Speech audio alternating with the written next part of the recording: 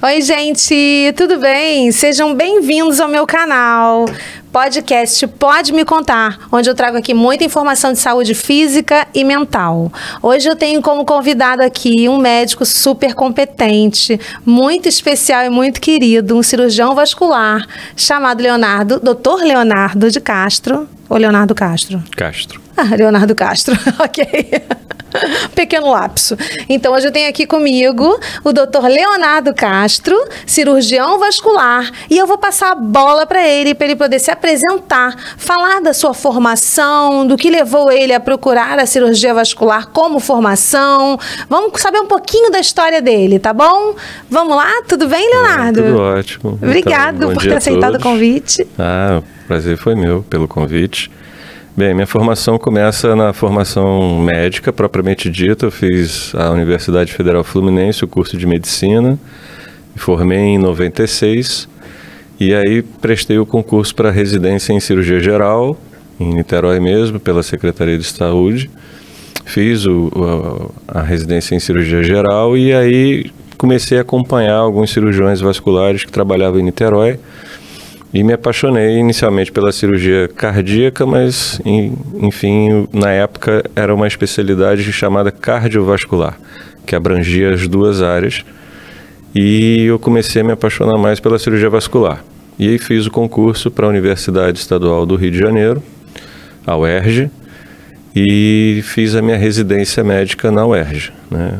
Terminado esse processo da residência médica da UERJ, terminei em 2002, o então chefe do serviço, que era o professor Cortes, ele tinha muito contato. Na época, os médicos tinham muito contato entre os serviços, tanto nacionalmente como na parte internacional, e me levou para conhecer um serviço, que foi o serviço do professor Denton Cooley, no Texas Heart Institute. E aí eu pude complementar um pouquinho a parte de cirurgia vascular, principalmente a parte arterial, no Texas Heart Institute, onde eu fiz um fellow.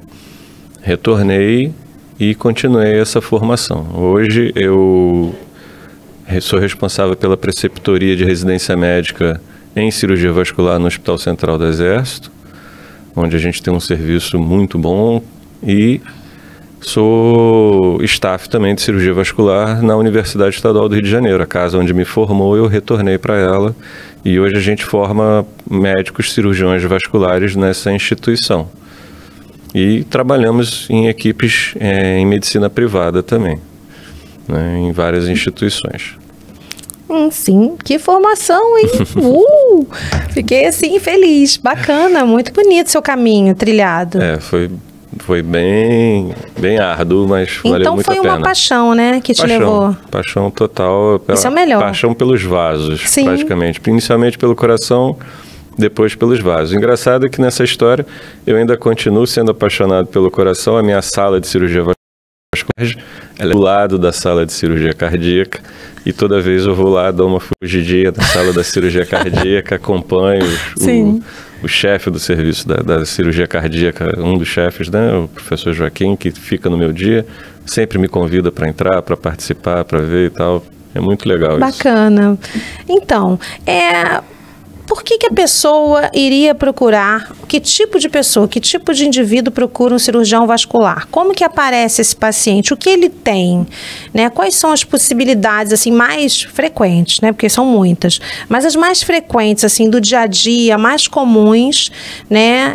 Patologias que uma pessoa vai parar na mão de um cirurgião vascular. O quê? Hoje é bem delicado a gente falar isso, porque a cirurgia vascular, ela aborda o tratamento de vasos. E nessa questão dos vasos, nós temos basicamente 3 tipos de vasos. Nós temos as artérias, nós temos as veias e temos os vasos linfáticos. E temos diversas doenças que acometem esses 3 tipos de vasos. Muitos cirurgiões vasculares, conforme a evolução da especialidade, foram adquirindo expertise e se aprimorando no tratamento específico de determinadas áreas da cirurgia vascular.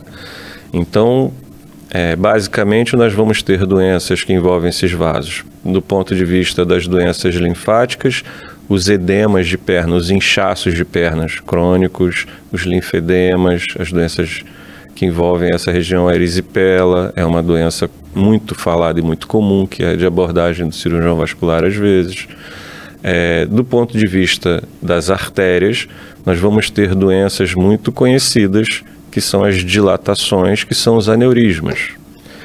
Temos as doenças vinculadas ao território dos vasos que irrigam o cérebro, e que são as estenoses de carótida. E além de várias outras doenças que promovem obstruções nas artérias do corpo e que precisam ser tratadas por uma técnica ou por outra, mas para tentar melhorar o padrão de circulação dessas pessoas. E na característica das veias, nós vamos ter o grande vilão dessa história toda, que são as varizes. Sim. Basicamente, a gente vai ter o tratamento de varizes, as pessoas vinculam muito o cirurgião vascular ao tratamento de varizes. Questão estética. Mas tem muito mais coisa abrangente aí. E hoje também a gente tem muita questão da trombose, que o cirurgião vascular, além do angiologista, eles também abordam essa questão. Então, vamos definir, para o pessoal entender, o que são varizes? Qual é a definição? Como que elas se formam? Bem, como eu falei, nós temos 3 tipos de vasos: linfáticos, artérias e veias. O coração, ele bombeia o sangue para as partes do corpo. Esse sangue vai chegar nos órgãos, nos músculos, etc., através desse sistema de encanamento, digamos assim, que são as artérias. Então, as artérias levam o sangue para as partes do corpo. Esse sangue precisa retornar para pegar mais oxigênio e continuar alimentando o corpo nesse ciclo. Esse sangue volta, então, para o coração através das veias, tá? Então, essas veias, elas possuem um sistema de válvulas que impede com que esse sangue acumule e não chegue até o coração. Então, se a gente for priorizar uma causa assim, principal da formação das varizes, a gente pode começar a falar da doença das válvulas. Essas válvulas não se fecham e aí permitem com que o sangue se acumule. Isso é genético? Esse sangue, vou chegar lá, esse sangue se acumulando vai dilatando a veia e vai formando então aquela veia dilatada que a gente chama de varizes. Tá? O que vai promover essa doença das válvulas? O que vai promover o enfraquecimento dessas veias? O que faz com que isso aconteça? Eu vou ter fator genético, ou seja, pessoas que possuem características nessas veias que fazem com que elas sejam mais frágeis. Eu vou ter fatores familiares, ou seja, eu vou herdar essa característica dos meus avós, dos meus pais, etc. Eu posso ter doenças que enfraqueçam essas veias.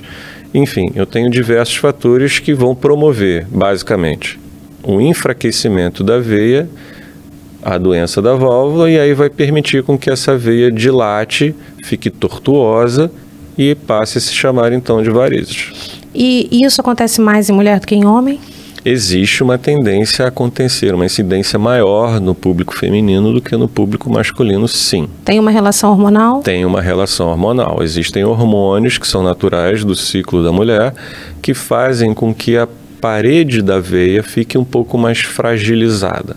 E isso vai predispor ela a ter as varizes. A gente vê isso muito acontecendo, ela tendo pequenos vasos, e no período em que ela fica grávida, em que esses hormônios estão num nível bem mais elevado, a gente vê o surgimento, além do fator, outros fatores, mas a gente vê um aumento na presença desses vasinhos na mulher. Já que você falou de gravidez, eu ouvi dizer, falar sobre as varizes pélvicas. Você pode falar um pouquinho?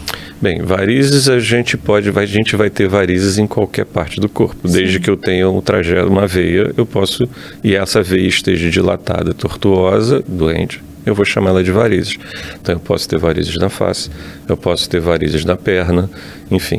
As varizes pélvicas, elas podem estar relacionadas não só com a doença da válvula, mas elas podem estar relacionadas com outras doenças que vão fazer uma compressão das veias abdominais, gerando um aumento de pressão nessas veias naquela região pélvica, e com isso essas veias vão surgir. Isso pode gerar uma certa dificuldade para a mulher, às vezes quando ela quiser ter um relacionamento íntimo, ela vai ter um pouco de dor, e aí a necessidade, às vezes, a necessidade do tratamento. A gente conhece muito a síndrome de May-Turner, a síndrome de Coquet, que são doenças intraabdominais, em vasos, veias abdominais, que vão fazer com que essas veias possam surgir, essas varizes pélvicas. Tem solução? Tem tratamento. Tem, né? Sim. E sobre o envelhecimento também, né? Em relação à formação dessas varizes. Conforme você vai envelhecendo, você vai tendo mais predisposição à formação. Não é, digamos assim, uma predisposição, mas o fato da pessoa envelhecer, dependendo da qualidade de envelhecimento que ela tenha, se ela não faz atividade física, se ela não se cuida, se ela não tem uma alimentação adequada, ela vai fazer com que essas varizes possam aumentar de tamanho ou surgir uma quantidade maior. Tudo vai depender dos fatores de risco que ela está acrescentando para essa circulação ao longo da vida dela. Estilo de vida. Exatamente. Então, assim, eu comecei com pequenas varizes e fiquei velho, essas varizes aumentaram. Mas como é que foi esse envelhecimento? Eu fazia atividade física, eu tinha uma alimentação bacana, enfim, isso tudo favoreceu o surgimento dessas varizes ou o aumento delas ao longo do tempo. Né? Além do fato de que os nossos órgãos, eles também vão envelhecendo. Sim. Nossos vasos também envelhecem da mesma forma. Ou seja, eles perdem a força, perdem a elasticidade, e isso favorece. Né? Então é uma soma de fatores que podem fazer com que aumentem as varizes. Então, já que a gente está falando disso, né, o que você pode dizer assim de prevenção? É fundamental. Hoje a gente tem que ter uma preocupação muito grande com relação à prevenção. Não é só chegar à procura do cirurgião para fazer o tratamento, ótimo, tudo bem, vai ser feito esse tratamento. Mas a gente precisa ter um objetivo de evitar que surjam novamente. Sim. E aí isso entra em prevenção, basicamente a atividade física. Porque quem que promove o retorno do sangue para o coração? É a contração muscular, basicamente, com as válvulas sadias e a contração muscular. Para eu ter uma contração muscular eficaz, eu tenho que ter um músculo funcionando bem. Para esse músculo funcionar bem, ele tem que estar condicionado. Para ele estar condicionado, eu tenho que ter atividade física regular. Qualquer atividade? Basicamente, o que a gente orienta são atividades que promovam o condicionamento dessas musculaturas, principalmente da perna. São as atividades aeróbicas, o caminhar, para os pacientes que gostam de fazer jogging, corrida, a natação, bicicleta, sim, a própria musculação, que às vezes é vista como um vilão nessa história. Ia perguntar. Se ela for feita com uma orientação, numa academia adequada, com um professor de educação física que entenda o problema dessa pessoa, em comum acordo com o cirurgião vascular dessa pessoa, a gente pode chegar num plano de treinamento dela que não sobrecarrega a circulação e também promova o bem-estar dela de querer fazer aquele condicionamento físico na musculação. Interessante. Então, a própria musculação pode fortalecer. O Pilates é uma boa opção para aqueles pacientes com mais idade que não conseguem fazer outras atividades, porque o paciente ele tem várias, pode ser hipertenso, pode ser coronariopata. Então, a gente vai achar uma atividade que deixa o músculo dele condicionado e melhora a circulação dele. Além disso, eu trabalho o dia inteiro sentado. Então, eu não consigo sobrecarregar minha circulação. Por quê? O músculo não está contraindo. E eu estou sentado ou eu estou em pé o dia inteiro. Uma professora dando aula o dia inteiro. Sim. Ela está sobrecarregando a circulação dela. Nessas situações, a gente vai utilizar de alguns meios para facilitar esse retorno do sangue. Que meios são esses? Meia elástica. Aquela compressiva. Então, a elastocompressão, é fundamental para algumas pessoas, de acordo com o trabalho que elas exercem, que elas utilizem essa elastocompressão, a meia elástica no caso, né? A gente tem aqui, vai até o joelho. E outra coisa importante falar, porque quando a gente fala em meia elástica, os pacientes às vezes falam, porque eu sinto calor, porque eu sinto coceira, achando que as meias elásticas eram aquelas da Maria Emília do sítio do Pica-Pau Amarelo de anos atrás. É isso mesmo. Elas evoluíram também, assim como a especialidade evoluiu. Então hoje a gente tem a meia elástica para diversas situações, de diversos tipos que atendem a todas as pessoas. Sim. Tenho antialérgica, eu tenho meia elástica para efeito climático, ou Ai, seja, que na ótimo. época do calor, de tactel. Então, assim, hoje a gente tem uma gama de produtos que vão facilitar no sentido de prevenir que essa pessoa tenha uma sobrecarga da circulação e facilite a vida dela. Sim. E a alimentação? O que você pode falar aí de prevenção através da alimentação? A alimentação ela vai estar vinculada a um dado fundamental, que é a obesidade. Ou seja, quando a gente fala de alimentação vinculada a varizes, a gente vai estar dizendo que a alimentação dessa pessoa não está adequada e por isso ela está ficando obesa. E se ela está ficando obesa é porque ela não faz atividade física. Então é um pool de situações aí. Eu não vou dizer para você assim, eu como kiwi e isso predispõe a varizes. Não, não é isso. Eu sou obeso, não faço atividade e por isso eu estou com predisposição e estou tendo mais varizes.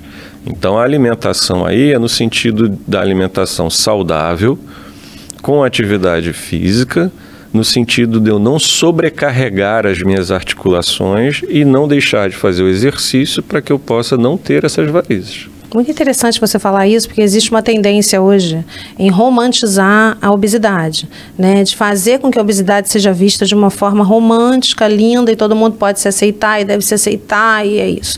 E não é isso, né? O que a gente está falando aqui é sobre a obesidade, sobre uma ótica médica. Sim. Né? Sobre quais os malefícios que a obesidade pode trazer para o seu corpo. Sem dúvida. Não quer dizer que você, sendo mais cheinho ou sobrepeso, você tem, eu tenho necessariamente que emagrecer para ser aceito. Não é isso que a gente está falando aqui. A gente está falando aqui de obesidade para você ter qualidade de vida, para você ter saúde, em todos os âmbitos, não é só no âmbito vascular. Eu posso estar acima do meu peso, posso estar sobrepeso ou posso estar obeso, de acordo com a classificação, mas se eu faço atividade física, não necessariamente eu vou estar desenvolvendo varizes maiores.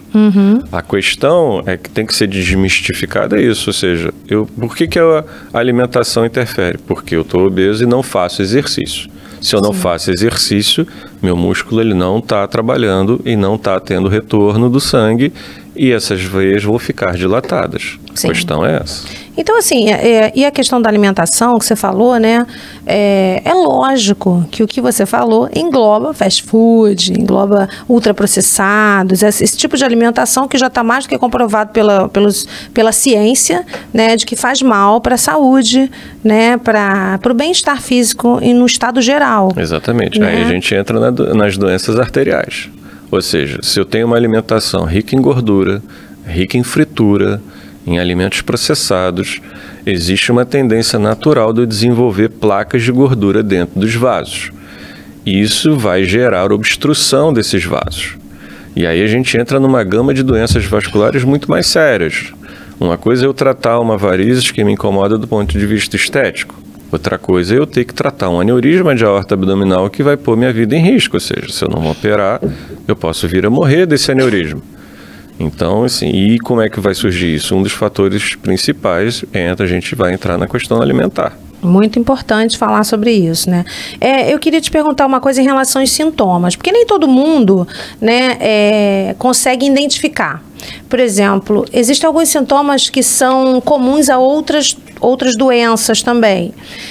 Formigamento, né, que é a cãibra, algumas dores nas pernas, as pessoas acham que são dores musculares. Então, existem esses sintomas que podem ser sintomas de que você tem uma varize mais profunda, alguma coisa assim. Fala pra gente sobre os sintomas.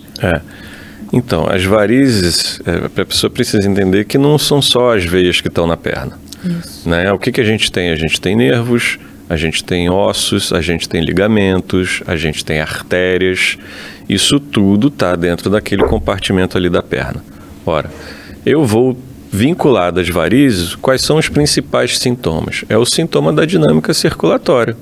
Se esse sangue ele não está voltando adequadamente para o coração, ele está acumulando. Se ele está acumulando, o coração continua jogando o sangue do mesmo jeito para a perna, para baixo. Ele não quer saber, ele está no ciclo dele jogando para baixo. Se o sangue não está voltando rápido, existe uma diferença aí de pressão. Isso vai promover um extravasamento de líquido nessa perna. Isso gera edema, que a gente vai reconhecer como um inchaço da perna. Minha perna está inchada. É porque essa dinâmica circulatória não está funcionando, esse líquido extravasou, a perna inchou. A perna inchada, ela dá o quê? Ela dá peso. Então, o principal sintoma das varizes que a mulher vai reconhecer é a sensação de peso. E como é que é essa sensação de peso? É aquela sensação de peso que a gente chama de vespertina, lá no final do dia. Ela começou a jornada dela do dia, no trabalho dela de casa ou de trabalho normal, enfim, e no final do dia ela está com a perna cansada. Cansada porque a perna está pesada, está inchada. Entendeu? Então esse é o principal sintoma que a gente identifica como sendo a responsável principal, as varizes. Mas eu posso ter outros tipos de dores. Eu posso ter as dores dos nervos, de compressão, a dor da hérnia de disco, eu posso ter a dor da isquemia dos vasos, ou seja, não chega sangue na perna, e aí eu sinto dor quando eu ando. E aí essa dor que eu sinto quando ando, a gente chama de claudicação. Ou seja, o sangue não chegou, o músculo teve que trabalhar sem sangue, ele promove substâncias que provocam dor. Então isso é um outro tipo. E quem vai diferenciar isso junto, óbvio, é uma troca de informações entre o paciente e o cirurgião que está acompanhando ela. Ele vai buscar essas informações na história de vida dela, na história do dia a dia, da rotina dessa pessoa, e vai identificar basicamente qual é provavelmente a causa dessa dor, qual é o tipo dessa dor da perna, e aí ele vai buscar, enfim, identificar isso através dos exames. Ótimo. Então, vamos conversar aqui sobre uma coisinha. A busca estética é muito grande, né? Apesar de não ser primária, né, no sentido de importância, é muito grande. As mulheres se importam, se incomodam muito com isso, né? Eu canso de ver, tem gente que olha a perna, olha só a perna limpinha, não tem nada, poxa, queria tanto e tal. Eu tenho muitos pacientes no consultório que fazem tratamento e reclamam que volta, né? Por quê? Por que há essa... Vamos explicar para o pessoal por que acontece isso, porque tem gente que desanima, né? Mas tem que explicar fisiologicamente o que acontece ali, né? Para que as pessoas entendam. Então, basicamente, isso que você falou é importante, ou seja, não é só uma questão do tratamento estético. O tratamento estético envolve o seu bem-estar. Seu bem-estar envolve a sua saúde. Então eu posso ter uma doença e ter que tratar essa doença? Sim, mas o fato de eu ter algo que está me incomodando, que faz com que eu não me sinta bem, é de fundamental importância que eu trate também, que eu cuide disso. Sim. E a cirurgia vascular, ela teve uma evolução gigantesca do ponto de vista de tratamento de varizes, do que oferecer no tratamento de varizes para essas pessoas hoje em dia. Bem, quando a gente faz uma proposta, um planejamento de tratamento de varizes para um paciente, a gente precisa deixar orientado para ele que não é só o ato do médico, do cirurgião ali em tratar aquele vaso. É todo um contexto, ou seja, desde as medidas que essa pessoa vai ter que ter de mudança de hábito de vida, de atividade física, de uso da meia elástica, isso tudo vai fazer com que essa circulação dela funcione adequadamente. Porque as varizes, na verdade, elas são o final da corda que estourou, ou seja, elas surgiram por conta de uma circulação que não está funcionando adequadamente. Cara, se eu tirei essas varizes, esse sangue ele vai tender a circular pelas varizes, pelas veias que estão normais. Vai encontrar eu tirei a veia doente. Uhum. Aí ele vai buscar a veia que está normal. Sim. Estou sem varizes. Daqui a um ano, estou com uma veia dilatada ali na frente. De novo. Aí ela vai dizer, voltou. Poxa, voltou. Não, não voltou. As suas varizes surgiram novamente. Sim. Surgiram de novo, por quê? Porque eu não fiz exercício, porque eu não me alimentei adequadamente, porque eu não usei meia elástica. Sensacional. Entendeu? Então isso acontece. Outras situações podem acontecer, tipo, não foi feito, isso eu falo, é fundamental, assim, é fundamental que a pessoa que busca um tratamento com cirurgião vascular, ela busque um profissional da sociedade, busque um profissional com uma formação adequada, busque um profissional sério, para que você possa, pelo menos, tender a fazer um planejamento sério de tratamento. Porque, vamos supor, eu fiz as aplicações num determinado grupo de vasinhos e eles não sumiram. Provavelmente pode ser porque às vezes não foi investigada a presença de algum vaso que estivesse alimentando aqueles vasinhos.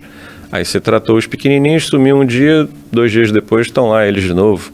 Mas porque eles são alimentados por um vaso maior que deveria ter sido tratado também. Sim, entendi. Então tudo faz parte disso, um planejamento sério, uma proposta séria de tratamento, para que você não tenha essas situações. Então vamos falar agora, né, já que a gente está no planejamento, vamos falar um pouquinho dos tratamentos que existem hoje, vamos falar da espuma também, que o pessoal me pergunta dessa espuma, é uma coisa. Então, a cirurgia vascular foi muito interessante, ela inicialmente, ela começou uma evolução gigantesca para cirurgias grandes. Antigamente a gente fazia cirurgia de varizes com ressecções, retirada dessas varizes com técnicas de crochê, agulhas, etc.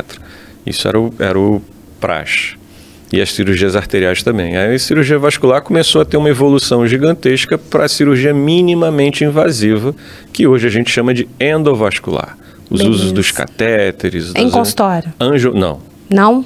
Isso é cirurgia endovascular normal, de hospital. Hospitalar. Tá. E aí, a cirurgia de varizes, nessa época, ela ainda não tinha tido esse mesmo pool de evolução. A cirurgia arterial evoluiu para isso, para essa coisa minimamente invasiva dos stents e das angioplastias, e a cirurgia venosa ficou um pouquinho ali ainda evoluindo um pouco mais lento.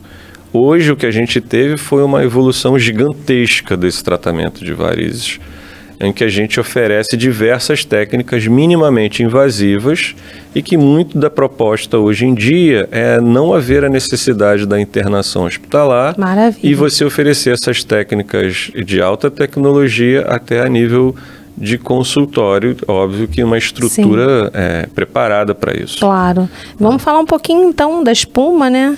Então, dentro dessas possibilidades de tratamento hoje para as varizes, o que a gente vai ter, basicamente, a gente já não fala mais assim, eu faço aplicação de varizes e cirurgia de varizes. Antigamente era só isso. Eu vou fazer aplicação de varizes, injetar um líquidozinho na veia e sumir o vasinho.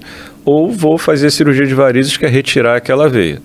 Hoje a gente tem outras opções, um leque de opções. Que beleza. Dentro desse leque de opções, se a gente for falar da parte cirúrgica, a gente vai ter a cirurgia ainda convencional, em que em situações a gente promove ainda. Em que situações?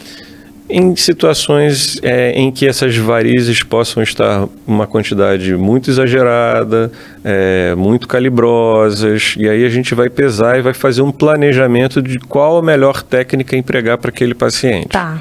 Eu vou ter o laser, eu vou ter a radiofrequência, que são catéteres que a gente utiliza dentro das veias, muitas das vezes podendo fazer com anestesia local. Sim. E até a nível de consultório, para fazer, a gente vai fibrosar a veia. O que é isso, fibrosar a veia? Eu vou fazer um coágulo dentro dessa veia, o sangue vai deixar de circular nela e ela vai desaparecer. Uhum. Tá? Eu vou acabar o sintoma do paciente e vou poder tratar a parte estética também de uma forma mais adequada.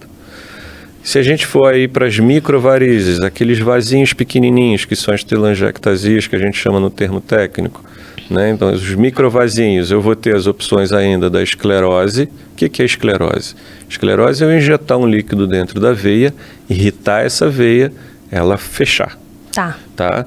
Então, essa esclerose ela pode ser feita com substâncias. Uhum. Que substâncias são essas? Eu tenho substâncias químicas que são as clássicas, que eu vou fazer as aplicações normais das injeções, e eu tenho a espuma, e basicamente a gente vai utilizar o polidocadol em diversas concentrações, e eu vou promover a mesma coisa. Eu vou injetar nessa veia esse líquido vai irritar a parede dessa veia, com isso ela vai fechar.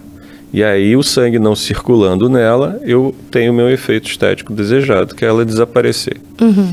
Esse tratamento ele precisa ser feito de uma forma muito cautelosa e planejada, porque eu posso injetar em veias mais profundas, vou utilizar instrumentos, no caso, para me auxiliar nessa visualização desses vasos. E aí eu tenho o Doppler, né, em que eu, com o auxílio do Doppler, eu identifico esses vasos e injeto neles. E eu tenho outros equipamentos que são de intensificação dessas veias. O VinViewer é um instrumento que a gente coloca nessas veias e ele simplesmente mostra aquelas veias que eu não estou visualizando ali na pele normalmente com o meu olho nu. Ele vai me dar... um raio-x de veia. Exatamente. Ele vai me dar essa imagem e aí eu vou poder trabalhar. Às vezes eu olhando assim, a olho nu, eu não consigo visualizar uma veia um pouco mais profunda. E com o VinViewer, ele me dá a imagem dessa veia e eu consigo tratar ela. Sim. E é porque tem gente que posta muito essa espuma. Então, no Instagram, ela tá na moda. A espuma, assim, a gente tem na UERJ, a gente tem um serviço que é referência nacional hoje em dia no oferecimento dessa tecnologia para pacientes que não têm condições de ir numa medicina privada para buscar esse tratamento. Que beleza. Então, hoje, o serviço que é chefiado pelo professor Carlos Eduardo Virgini, ele dispõe hoje desse tratamento da espuma, é uma referência nacional. Existem projetos em que são atendidos pacientes, são tratados pacientes do SUS com a espuma e com as diversas tecnologias que a gente tem hoje. Hoje a UERJ é uma referência nesse tipo de tratamento. Mas indo direto ao pedernéstico, os pacientes conseguem? Não. Todos esses pacientes, eles precisam vir via CISREG e o CISREG, ele encaminha esses doentes para a instituição. Já que ela é uma referência, eles vão ser encaminhados para a instituição. E eu ouvi falar que tem umas veiazinhas chamadas veias perfurantes. A dinâmica da circulação, ela é muito interessante. As veias, elas se dividem em veias superficiais e veias profundas. Veias superficiais são essas que normalmente a gente visualiza na pele, e as veias profundas são veias calibrosas que passam por dentro da musculatura e que a gente não visualiza muito. 80% do sangue que volta para o coração volta pelas veias profundas, 20% por essas veias superficiais. As safenas, que as pessoas escutam tanto falar, fazem parte do grupo das veias superficiais. Sim. Comunicando um sistema com o outro, das profundas com as superficiais, nós temos pequenas veias que passam do músculo pela face e chegando na veia superficial. Elas perfuram a face, por isso são chamadas de perfurantes. Interessante. Então elas comunicam um sistema com o outro. Então o sistema venoso profundo está drenando para o coração, o sistema superficial também está drenando para o coração, comunicando um com o outro, formando uma grande rede de drenagem de volta para o coração. A gente tem essas veias perfurantes. E é importante tratar elas? Fundamental. Aí que entra o planejamento do tratamento, né? O estudo adequado dessa dinâmica, dessa circulação de um paciente. Porque essas veias, se elas estiverem doentes, o que elas vão fazer? Elas também têm válvulas. Se essas válvulas estiverem doentes, imagina a quantidade de sangue que está indo do sistema venoso profundo lá para o coração. Sim. A válvula não deixa esse sangue sair dele para a superficial, normalmente, numa veia sadia. Quando essa válvula está doente, o que acontece? Esse sangue dessa veia grande, profunda, drena para a veia superficial, sobrecarregando essa veia superficial e fazendo com que surjam as varizes. Também, porque ela vai dilatar, vai para receber esse sangue, essa quantidade maior de sangue. Então é fundamental, quando eu identifico uma veia perfurante doente, que eu trate essa veia também. E se você não tratar, qual a consequência que você pode ter? Você vai ter a recidiva das varizes. Ou seja, você tratou as suas varizes inicialmente na perna ali. Tirou as varizes que estavam doentes. Não tratei a perfurante. Vão surgir novas veias doentes.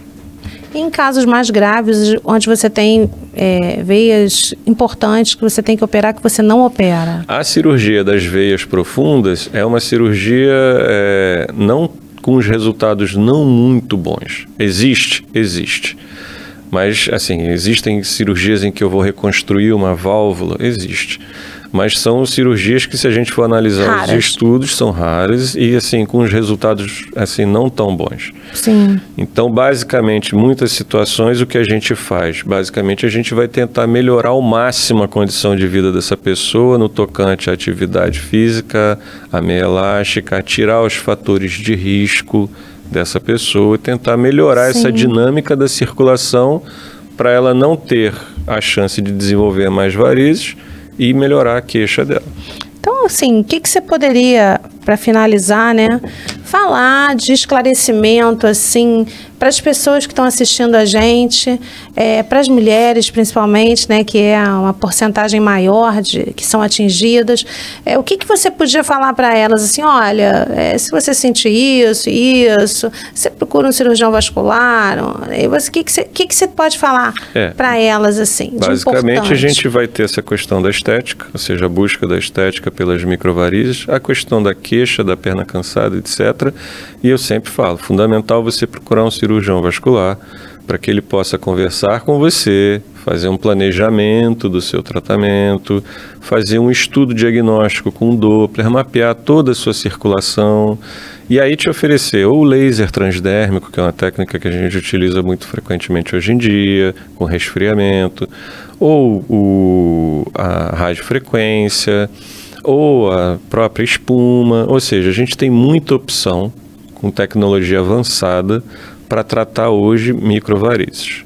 Só que o fundamental disso é que o profissional trace um planejamento desse tipo de tratamento. Não basta só vender o peixe, não, eu faço espuma, eu faço laser e sai fazendo tratamento qualquer. Não é assim. É igual cirurgia plástica. Eu tenho que ter um planejamento adequado para oferecer os melhores resultados que aquela pessoa está buscando. A gente não falou de uma coisa super importante, não posso deixar passar, o cigarro. Então, o tabagismo, ele é fator de risco para toda e qualquer doença circulatória. Entra o vape nisso? A nicotina, qualquer, porque não muda a nicotina, não muda a absorção da nicotina. É importante falar porque o vape está na moda. Né? Você vai diminuir um pouco, mas você continua com a absorção disso. E o problema do tabagismo não é o efeito imediato. O problema do tabagismo é o efeito acumulativo. Se eu tenho um jovem com 18 anos fazendo uso, daqui a 20 ele vai começar a sentir os efeitos disso na circulação. Exatamente. A placa de gordura na circulação, ou enfraquecimento das veias, que também é um dos principais fatores de risco para varizes, tabagismo. Sim. Nicotina enfraquece a parede da veia. Sim. A nicotina faz formar a placa de gordura dentro do vaso, faz isquemia, a pessoa perde a perna, enfim, várias consequências graves em virtude dessas obstruções dos vasos por conta de uma placa que um dos principais alimentos dessa placa, um dos principais fatores que fazem com que essa placa apareça é a nicotina. Ela desestabiliza todos os hormônios que envolvem os vasos sanguíneos e fazendo com que essa doença se acelere. Sim. E você tem... o que você observou em relação à pandemia, período pós-pandemia? Você teve uma busca maior pelo cirurgião vascular? Você viu uma quantidade maior de pacientes com alterações vasculares? O que a gente estudou durante a pandemia e que a gente via com muita frequência foi a associação das doenças circulatórias, principalmente trombose, né? Formação dos coágulos, formação dos coágulos e doenças arteriais, obstruções arteriais. A gente viu muito isso em terapia intensiva, quando o doente chegava nesse período da pandemia, que ele precisava ir para o CTI para cuidar da parte respiratória, ele ficava períodos longos, né, em terapia intensiva, e a gente via as doenças circulatórias das pernas, principalmente a isquemia, a perda da circulação, ou seja, o sangue não chegava, ou a trombose, ou seja, fazia muita trombose, né, o coágulo dentro da veia, que precisa anticoagular, eu preciso tratar esse paciente para evitar que ele faça embolia pulmonar. Ainda vê muita sequela até hoje? A gente ainda vê, assim, basicamente a gente viu muito isso no período mesmo agudo da pandemia. Hoje a gente vê um pouco menos, claro, né? Tá bom. Então, eu queria te agradecer pela sua visita, pela sua disponibilidade e queria pedir para você deixar o seu contato, seu Instagram, onde as pessoas podem te encontrar, como é que as pessoas podem encontrar você no Instagram e seu contato mesmo, seu telefone, o que você quiser deixar. Pode falar direto para a câmera. Bem, vou deixar eu gosto de deixar o meu telefone, vou deixar o telefone pessoal. A gente tem um serviço de cirurgia vascular. Eu atendo um consultório em Ipanema, mas eu deixo o meu telefone, que é o 998803123. A pessoa pode fazer o contato, quiser tirar alguma dúvida, conversar, etc. A gente fala. As pessoas podem me encontrar no Hospital Universitário Pedro Ernesto, né, onde a gente pode trocar ideia também, e no consultório que é em Ipanema. Né? Tá bom? Isso. É isso. Gente, quero agradecer a você por ter vindo, pela disponibilidade, por toda a informação, né? Que isso possa ajudar muitas pessoas que estão em casa e que não tenham acesso a esse tipo de informação, que a gente possa ter contribuído, nem que seja um pouquinho, né? Para que as pessoas possam entender como é que isso funciona, essa dinâmica vascular, e possam procurar um médico próximo a elas que possa ajudar a resolver os seus problemas. E é isso, a função é essa, é ser útil, levar informação verdadeira, com embasamento científico. Quero agradecer a todos vocês. Não esquece de dar o like, não esquece de seguir a gente para você receber todos os vídeos. Ativa o sininho, tá bom? Beijo grande, gente. Um abraço.